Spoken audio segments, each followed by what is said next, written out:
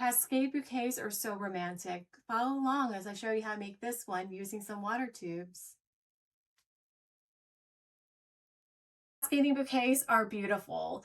The only downside is that they are difficult to keep hydrated because most of the time you're using one of those plastic holders with the little foam pieces at the top, and the foam sometimes just breaks apart when you start sticking too many stems into them. So I got to thinking, how could I do a beautiful cascading bouquet but keep it hydrated? And then I thought about these water tubes. So stick around and I'll show you how I make them. And then let's talk about supplies. So I have this huge heavy vase here because I am going to be using it to hold my bouquet as I'm working on it. And then we also have half of a flower cage and then some tape to secure the stems together every so often. And then we'll also be needing some of these stem wires to attach to the water tubes. And then my favorite pruning shears, of course. And all these supplies you can find in the description below. Other supplies that we'll need include this ribbon so that we can wrap the bouquet handle when we're done, some scissors to cut the ribbon, and some corsage pins to secure the ribbon. As far as floral materials, we have some really pretty stargazer lilies over here. So they have the pinks in the center with the white on the outside. And similarly, we have some Peruvian lilies. And then some of these nice Mediterranean buckthorn. And what I really like about these is that the leaves have some white along the edging, which really helps to pull in the whites that from these flowers that we have over here. My flowers over here are Lasianthus, and we also have some garden roses as well as some Veronica and some sea lavender. To prepare these water tubes, we are going to be taking a floral wire stem and folding it in half.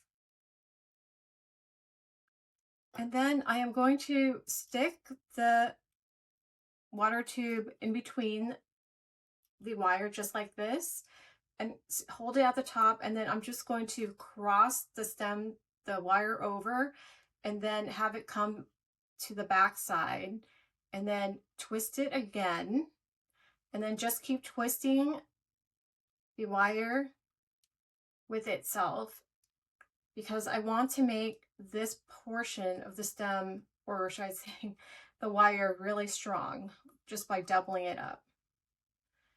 And then to make sure that this wire stays on the tube, I am going to use some of this floral tape. So let's take about maybe 3 inches and we will secure it, the wire, to the water tube. So I'm going to start at the bottom and make sure that you cover up the bottom so that it doesn't come apart. And there you have something that is almost like a stem, but it's just all one unit. And then I am going to pour water in here and then just put a cap on it. Over here, I've already pre-made some of these water tubes, so in total I have 10 of them. Before we get started putting the arrangement together, I did want to make note that I've already prepped the flowers. And what I mean by prepping the flowers is by removing any leaves at the bottom that I know I will not be using, or even with roses. They are typically left with the guard petals on to protect the flowers during transport. So as you can see, these petals here have some damage to them, and that's quite all right because that's what they're there for, to protect the flowers. So just go ahead and pull those off. So anything that looks like it's ripped or somewhat wilted, we can pull those off. And then if there's any leaves down here, you want to take those off as well. And then of course, if there's any thorns, there aren't any huge thorns on this one, but there are some tiny ones that you probably can't see. So I'm just going to use my pruning shears just to go up and down along the stem, and that actually takes the sharpness away so that they're easier to handle. And then these leaves, they actually have leaves going all the way down. And of course, we are not going to be using all of those. So I would take at least 9 inches of it off, and we can take off more leaves later on. as we're working on it and deciding how much further to pull the leaves off. What you don't want to do is pull too many leaves off, because we will be using these as the hanging greenery. This is Veronica, and see how there's some wilted leaves here? So go ahead and just pull those off. And these are the Peruvian lilies. And again, just pull off anything that looks unsightly. And these really need some work. This is not in the best shape. It looks like it's a little bit older, but that's fine because these are actually really papery looking. So it doesn't matter that they're not as fresh as I would like them to be, but we do want to clean them up quite a bit. So I would just go ahead and start at the bottom and just pull all of these off. Oops. Okay. Well, I didn't want to break it. So sometimes it might make sense to just use your clippers. And we'll save this for maybe the centerpiece arrangement. Okay, so now the fun part begins. We get to assemble everything. Okay, so what we want to do is we want to have this be the form of our bouquet. This flower cage is 6 inches in diameter, and I plan on adding another 3 inches of flowers on each side and all around. So as you can imagine, it's going to have an additional 3 inches of flowers above the cage and on the sides of the cage. And to help us with that form, I am going to add some of these Mediterranean buckthorn. So I want to get a really sturdy branch, because that will act as a guide for the arrangement. And what I mean by that is I would like to situate this cage so that it is at a 45-degree angle. So this being the front side of the cascading bouquet. So you would be looking at it from this direction if the bride were holding it.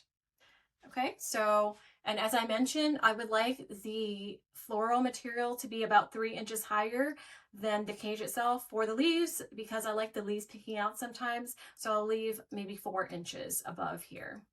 And it'll be about this height, and it looks like I'll need to cut off maybe an inch from the bottom of this branch so that it is at the right height and it will give us the angle that we want. So again, let's see. I need to determine where I am going to strip the leaves off of this branch. And this is the angle I'm going for.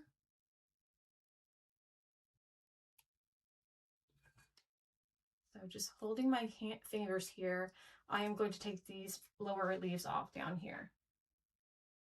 And the reason I didn't clean all of them up to this point here is because I would like these leaves below here to be in the back and to hide the mechanics. And this is the mechanics. Okay, so use the last hole in the cage and just slip the stem up through it carefully so that you don't damage the leaves. These leaves are rather hardy, so that's a good thing.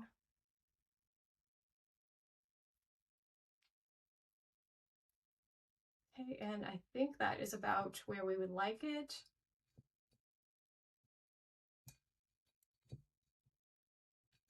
Maybe one more up. Okay, I think that looks good. And then I will be adding a stem here in the front to meet up with the stem in the back so that it keeps that shape, this shape that I am speaking of. And for that, I will be using one of these Stargazer lilies. Now, I won't be using the whole stem because, just like I mentioned, if I were to stick this in here like this, this would be way too high. And so all I really want to use is just this bloom right here. So that's why I'm going to go ahead and cut right here to separate it from the rest of the flowers. Now these will still be saved so that we can use them in the centerpieces.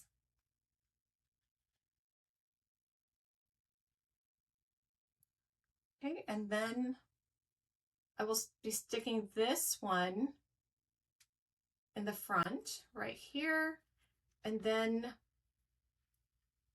making my 45-degree angle.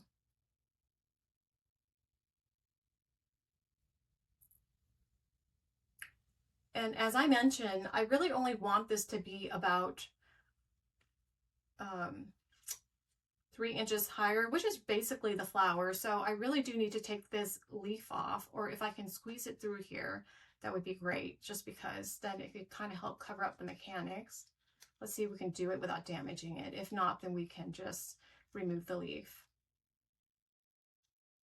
Okay, I was able to pull it on through.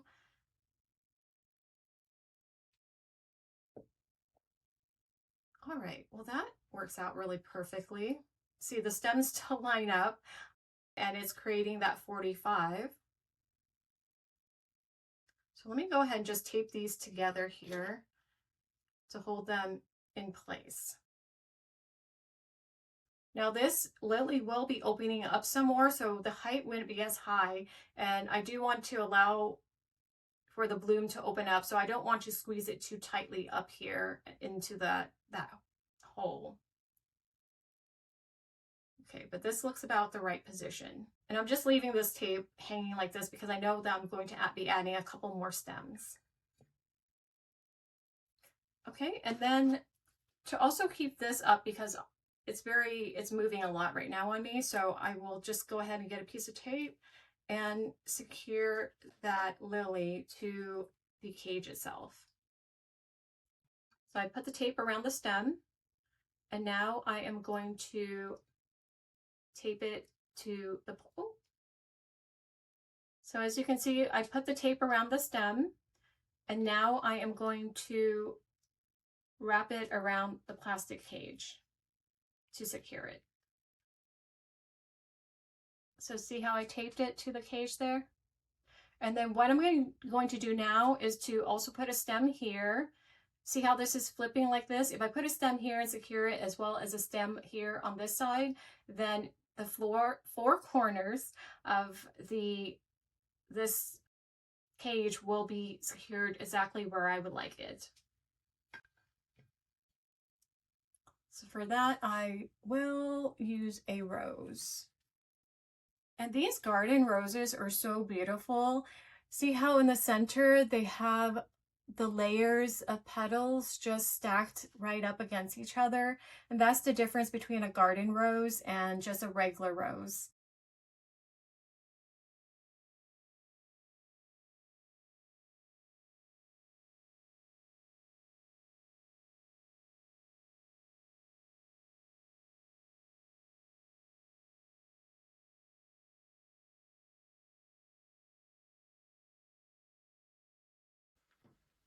And again, we also want to tape this stem.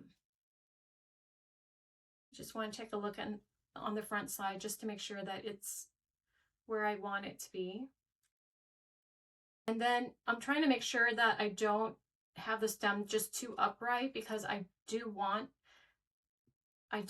this to extend out about 3 inches. So that's why I'm allowing for that angle, so that the flowers do, or should I say the stem does, help to start creating that shape for this bouquet. Okay, so now that we've made the form for the main bouquet, or the main portion of the bouquet, I'm going to start adding the hanging portion of the arrangement. And that's where the water tubes come in. The greenery makes a really great base for the draping that we'll be having. So I like to select the stems where the leaves are very delicate, because as you can imagine, you have a really full and beautiful bouquet, and then you want it to gradually taper down as it's trailing off. And so that's why we want the florals that we're selecting down here to be, you know, smaller blooms or smaller leaves. Okay, so the way that this is going to work is that we are going to stick the stem into the water tube, and the holes are really small, so that will prevent the water from leaking out when we put this upside down. Though, as you can see, over time, as the stem is drinking up the water, you will have an air pocket. So we will be inserting the stem to just about an inch so that as the water recedes, the stem is not just in that air pocket. Okay, and to determine the height of this stem, because the water tube is going to be up here, or let me show you on this side. The water tube is going to be hanging like this, and then the stem below it. So as you can see, I've already determined that this vase is a great height for where I want the cascade to end. So that means that I will be cutting it here, and these leaves right here are going to be in the way of the water tube.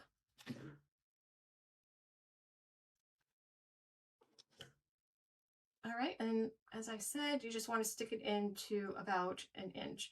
And for stems that are smaller and you see a lot of flexibility, you might want to go ahead and just tape it. And actually, since I'm seeing that there's quite a bit of space for more water because the stem is not that thick, I'm going to go ahead and add more water to this. Okay, so I've added the water, and then now I am going to go ahead and tape this at the top so that the stem doesn't fall out. And there's going to be other flowers on top of this water tube, so you won't notice the tape at all. So there you go. I've secured the stem to the tube. And now I am going to just bend here and have it sticking through the middle of this flower cage, just right where that lily is, because the lily is the center of the bouquet. And so you just meet up the wire with the rest of the stems where this tape is right here. And we will be securing that. So we can still adjust this and bend it however we want. But for now, I am going to add this tape just to secure the wire. Okay, so now I will be adding 2 more leaves hanging down this way. And for these, I will be making them slightly shorter because I do like that taper effect towards the bottom.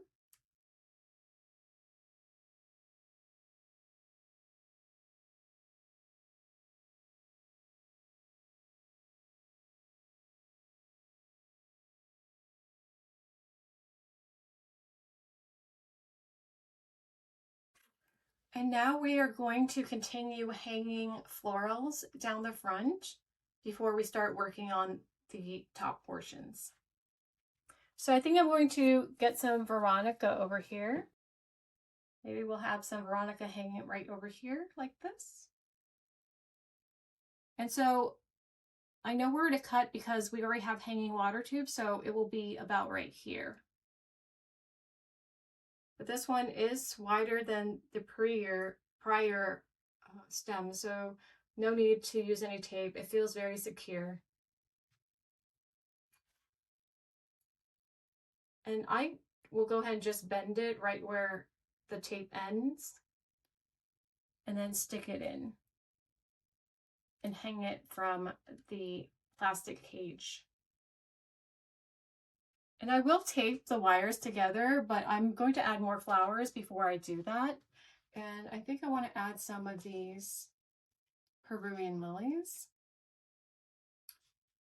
And these are rather open, so maybe I'll select something that is not as open because like I mentioned, you want to have something that's more delicate as you're getting towards the end.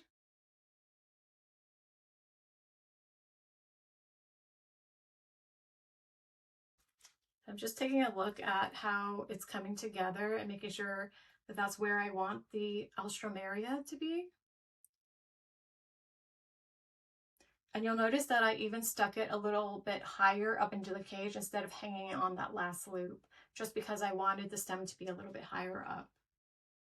Okay, and now I will secure those 2 wires to the rest of the stems. And I'm going to continue building on top of this.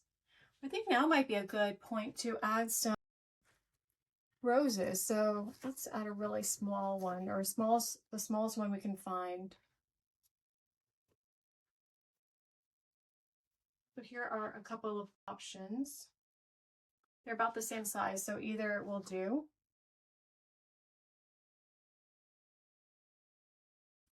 So that's what it's looking like so far. Let's see what else would we like to add. I think we need some whites. So let's add some sea lavender.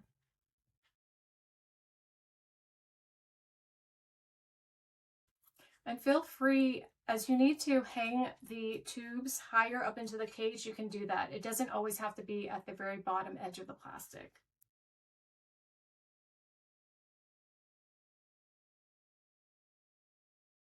Now I would like to try to start covering up a lot of these tubes. So I'm going to use something that has a lot more leaves and blooms on it, such as this Peruvian lily, because as you can see, I will have it coming up over here. See how it's really covering up those tubes? Now I don't want to cover up that rose, so I'm going to put this even higher up into the cage.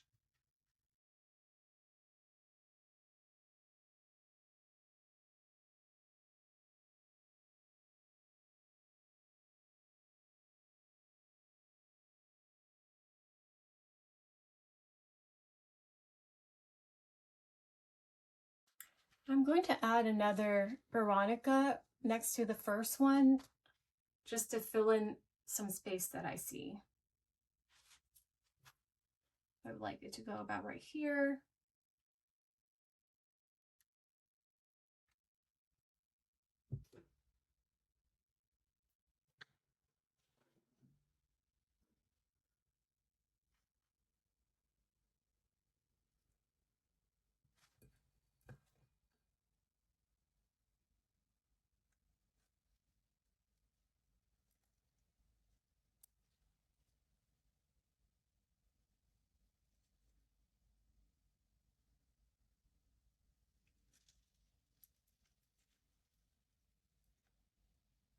See how I filled it in?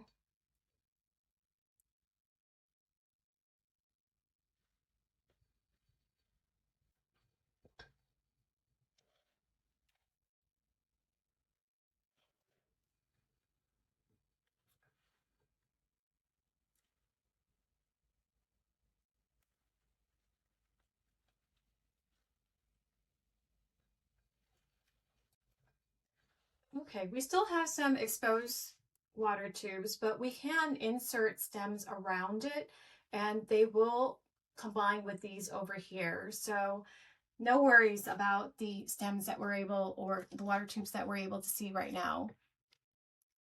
Okay, and these lilies are a great cover.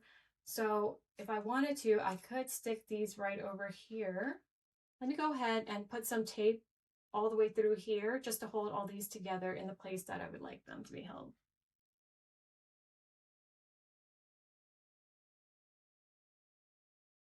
I put a piece of tape that extended across all the tubes and then ends over here. So that should help to hold the tubes in place so that we can maintain this shape that we worked so carefully to design.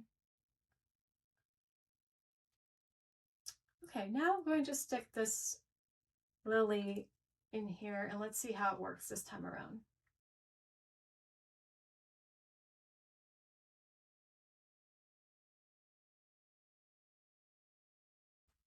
I'm noticing somewhat of a gap here, so I'm trying to determine what I would like to put in there. And it seems like some Veronica would be nice.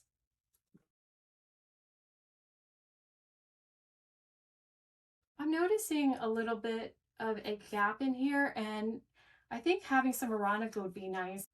So now I have to delicately try to insert this in between these leaves up here. So the difficult part is over, and it's really just a matter of inserting flowers stems between these spaces as well as filling this in. So I'll just go ahead and speed through that. And if you've been enjoying this tutorial, I really appreciate it if you would subscribe to the channel.